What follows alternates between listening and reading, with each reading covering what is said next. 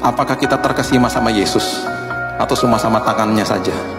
Makanya di dalam setiap apapun pergumulan hidup, pastikan saya berubah.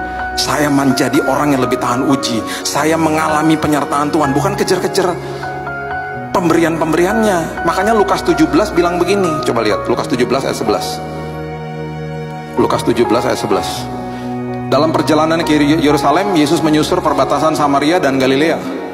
Ketika ia memasuki suatu desa, datanglah 10 orang kusta menemui dia. Mereka tinggal berdiri agak jauh, berteriak, "Yesus, Guru, kasihani kami." Lalu ia memandang mereka dan berkata, "Pergi, perlihatkan dirimu kepada imam-imam." Sementara mereka di tengah jalan, mereka menjadi tahir, sembuh.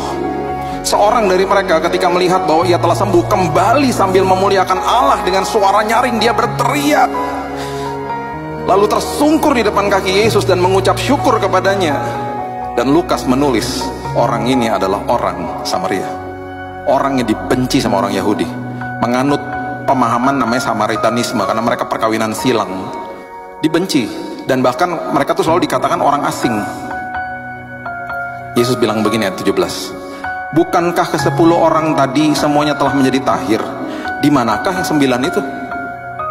Yang 9 kabur dengan pemberiannya." Ye, sembuh, kabur. Yesus tanya, yang 9 mana? Karena rupanya ada tambahan lagi yang dia udah siapkan buat mereka. Yang satu terkesima sama sang pemberi, bukan sama pemberiannya. Yang satu terkesima sama Yesusnya. Dan dikatakan, tidak adakah di antara mereka yang kembali untuk memuliakan Allah selain daripada orang asing. Orang asing loh. Samaria itu orang asing. Sama seperti anak-anak kita kalau dapat kado. Dulu anak-anak saya kalau dapat kado, kabur sama kadonya. Kita sebagai orang tua ngajarin mereka untuk bilang terima kasih toh. Terus kita bilang apa? Bilang apa? Mereka waktu bilang terima kasih, anak-anak saya juga saya nggak dilihat waktu mereka masih kecil. Thank you mami, thank you daddy. Mereka terkesima sama kadonya. Mereka lihat kadonya sambil bilang terima kasih karena diharuskan. Kita maklum-maklum aja karena mereka masih kecil. Kita harus ngajarin terus kan? Saya dulu waktu pulang dari luar kota, anak-anak masih kecil-kecil, dipelukin di rumah, seneng dengernya. Daddy, I miss you. Seneng banget. Ujungnya nggak enak. Oleh-olehnya mana? Dikejar pemberian tangannya. Sampai-sampai satu hari tiba-tiba di usia 9 tahun, anak saya yang kedua, Keaton, saya belikan dia Lego karena dia suka Lego, ulang tahun. Keluar dari toko Lego, dia bilang begini, Dad, tadi Daddy tuh nggak bayar ya? Lah ya bayar lah. Kalau nggak kita nyolong namanya. Lah aku nggak lihat ada cash, uang cash. Itu kartu apaan? Oh itu kredit card namanya. Ya berarti nggak bayar dong? Ya bayar lah. Uangnya nggak kelihatan. Nanti habis ini ada tagihan, tagihannya datang, nangis. Terus dia bingung ngeliatin gitu. Terus dia bilang gini, Daddy aku punya solusi kalau Daddy nggak punya uang. Kenapa? Beberapa minggu lalu aku diajak sama Oma pergi ke sebuah mesin. Oma pencet-pencet mesinnya keluar uang. Daddy ke situ aja. Aku sering lihat loh orang-orang di mall-mall ya, pencet-pencet mesin itu uang keluar semua. Ke situ aja. Pencet-pencet uang keluar semua. Saya bilang nggak semudah itu nak. Kalau kamu ke situ, kamu masukin kartu, terus kamu pencet-pencet, kalau saldonya 0, ketelen tuh kartunya. Itu namanya mesin ATM. Dia baru ngerti pemahaman tentang uang. Di rumah dia nggak buka kadonya. Dia pelukin saya dan dia tertidur di dada saya malam hari itu. Dan sebelum tertidur dia bisikin saya, dia ngomong lagi, Daddy, thank you ya Dad.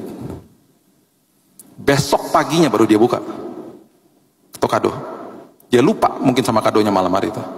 Istri saya bilang gini, wow udah dewasa ya. Dia terkesima sama kamu, bukan sama pemberiannya. Apakah kita terkesima sama Yesus atau cuma sama tangannya saja? Makanya di ayat yang berikutnya Yesus bilang begini, ayat 19, berdirilah, pergilah, imanmu telah menyelamatkan engkau. Imanmu menyelamatkan engkau, itu bahasa aslinya adalah sozo. Sozo artinya your faith has made you whole. Artinya ayat ini adalah bekas kustamu hilang. Yang 9 disembuhkan, betul. Bekas kustanya masih ada. Makanya Yesus tanya begini, mana yang 9? Masih ada tambahan lagi. Dan tambahan itu hanya diberikan kepada orang yang terkesima sama Yesus, yang ucap syukur sama dia. Makanya carilah dahulu kerajaan Allah dan kebenarannya, baru segala sesuatu ditambah-tambahkan. Seringkali kita kejar yang ditambah-tambahin, baru cari Tuhan. Dibalik-balik akhirnya. Bapak Ibu, 9 orang itu yang disembuhkan, cari kerjaan susah. Karena bekas kustanya masih ada. Yang satu, orang gak akan pernah tahu dia bekas pengidap kusta, kecuali kalau dia bersaksi. Kesembuhannya whole, zozo. Itu yang Yesus lakukan. Terkesimalah sama Yesus, bukan sama pemberiannya. Jadilah orang Kristen. Masuk ke dalam bulan ini dengan pemahaman satu-satunya Tuhan. Turun dari tahtanya, menjelma jadi manusia, firman jadi manusia. Wow. Kita gak bisa kenal orang loh, kalau orang itu gak buka diri. Gak bisa. Orang kalau tutup dirinya, dia cuma ngomong seperlunya, kita gak akan kenal siapa dia. Yesus nih buka dirinya.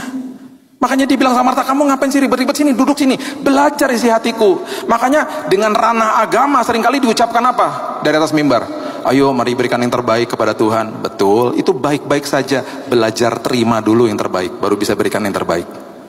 Kita gak bisa memberikan sesuatu yang kita gak punya loh. Kita gak bisa memberikan terbaik kalau kita gak punya yang terbaik.